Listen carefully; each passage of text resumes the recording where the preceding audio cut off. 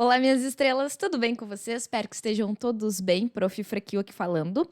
Nessa aula aqui a gente vai entender quem são os sujeitos, tanto o sujeito ativo quanto o sujeito passivo da prática de um ato corruptivo, que vai poder, enfim, ser responsabilizado pela Lei 2.846 de 2003. Vamos lá?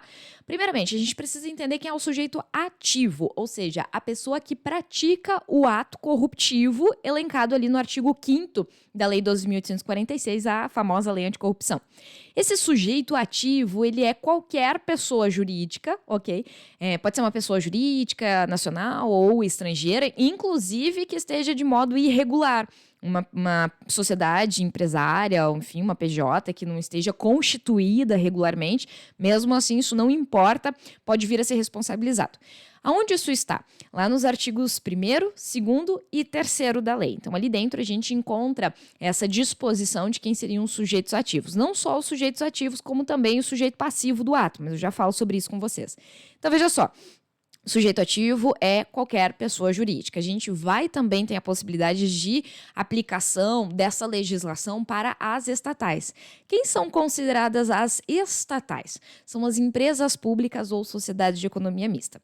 Se você abrir a Lei 13.303 de 2016, que é também conhecida como Estatuto Jurídico das Estatais, você vai ver lá dentro no artigo 94 que há possibilidade de aplicação, então, das sanções que trata a lei anticorrupção, também a possibilidade de aplicação dessas sanções para as estatais, que, claro, venham cometer algum daqueles atos lesivos que estão dentro do artigo 5º da lei anticorrupção.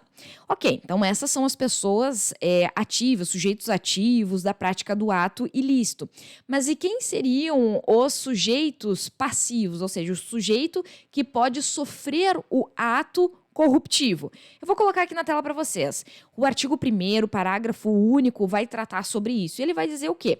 Que a gente pode ter como sujeito ativo a administração pública. E a administração pública, ela corresponde aos entes federativos da administração direta, os seus órgãos também, não só a PJ, mas os seus órgãos públicos podem vir a sofrer o ato corruptivo, as entidades da administração pública indireta. Então, eu posso ter uma autarquia, eu posso ter uma empresa pública, uma sociedade de economia mista, uma fundação ou um consórcio público que venha sofrer o ato corruptivo. E ainda a administração pública estrangeira. Os organismos, então, de natureza pública, só que da administração estrangeira. Nós não podemos esquecer o âmbito de incidência dessa Lei 2.846. Por quê? Lá no artigo 28 da lei, a gente vai ver o quê? Que é possível a aplicação desta legislação para situações que ocorrem lá no exterior, certo? Contra uma empresa ou, enfim, uma entidade, da administração pública estrangeira. Imaginem a seguinte situação. Então, tem uma empresa brasileira que vai participar de um processo licitatório lá na Argentina, por exemplo. E se ela comete alguma daquelas condutas lesivas do artigo 5º aqui da lei estudada, ela vai sofrer sanções aqui no Brasil pela lei anticorrupção, certo? Por conta disso, nós precisamos compreender que o sujeito passivo do ato, ou seja, aquele que sofre o ato, também pode ser a administração pública estrangeira. E aí, claro, você não precisa se preocupar em estar decorando como é que é a organização administrativa do estrangeiro. Não, é isso, porque nós temos um monte de países, né? O enunciado da sua prova, ele vai trazer a informação de que você está diante de um organismo de natureza pública, só que daquele país estrangeiro. Então, vai ter essa identificação para você.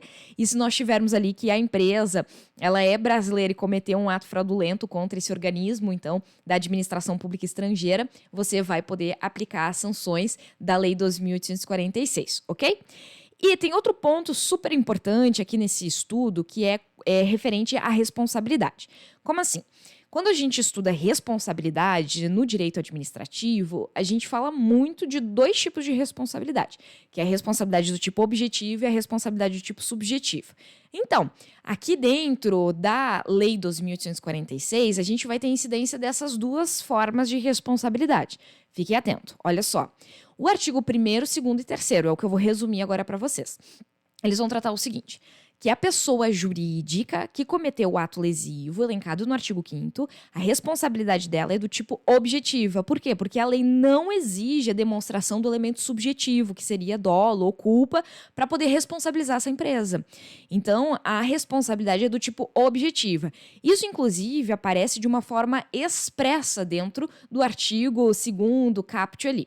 Tá. Mas e no caso do dirigente? E no caso ali do partícipe, da pessoa, do administrador que tenha incorrido naquele ato lesivo também, que seja comprovado que ele incorreu junto ali naquele ato lesivo? Ele também pode ser responsabilizado? Sim, ele pode ser responsabilizado.